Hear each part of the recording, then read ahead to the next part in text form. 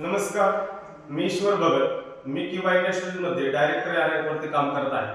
तर आता आपण आलो आहोत शिरोड तालुक्यामध्ये भीमा टाकळी हे गाव आहे. तर तिथील आपण दोन पेशंट होते. त्या पेशंटसाठी आपण किंवा कंपनीचे काय प्रोडक्ट दिले होते. तर त्या प्रोडक्टचा त्या दोघांसाठी कशा प्रकारे रिझल्ट आला आहे हे आपण त्यांच्या तोंडून ऐकणार आहे.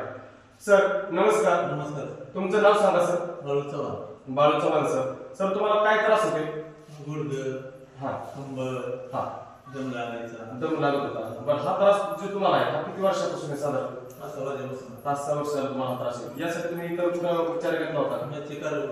भरपूर उपचार सरांनी घेतले होते डॉक्टरांचा, पण कसल्याच प्रकारे रिझल्ट आलेला नव्हता. ठीक आहे. आजी नमस्ते, तुमचं नाव सांगा. लक्ष्मी चव्हाण मॅडम. ठीक आहे. तुम्हाला काय त्रास होता आजी? आणि ह्याच्या आधी कुठे उपचार घेतला होता तुम्ही? तरी रिझल्ट नव्हता. ठीक आहे. तर आपल्या ह्या किंवा कंपनीचे प्रोडक्ट घेतल्यापासून तुम्हाला आता कसं वाटतंय?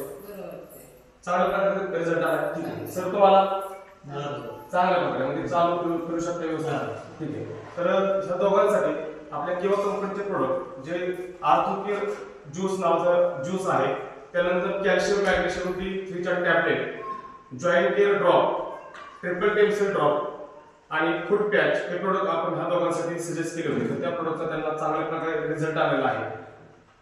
तर सर, जे लोक वेगवेगळ्या आजाराने ग्रस्त आहेत, म्हणजे प्रत्येक जण आज पाहतो आपण ह्या समाजामध्ये की भरपूर लोक वेगवेगळ्या आजाराने ग्रस्त आहेत. तर त्यासाठी आपण ह्या किंवा कंपनीचे प्रोडक्ट सजेस्ट केले पाहिजेत का किंवा दिले पाहिजेत का? दिली पाहिजे. म्हणजे 100% वापरले पाहिजे त्या लोकांना. ठीक आहे. सर, तुम्ही माहिती दिल्याबद्दल धन्यवाद. आजी धन्यवाद. धन्यवाद.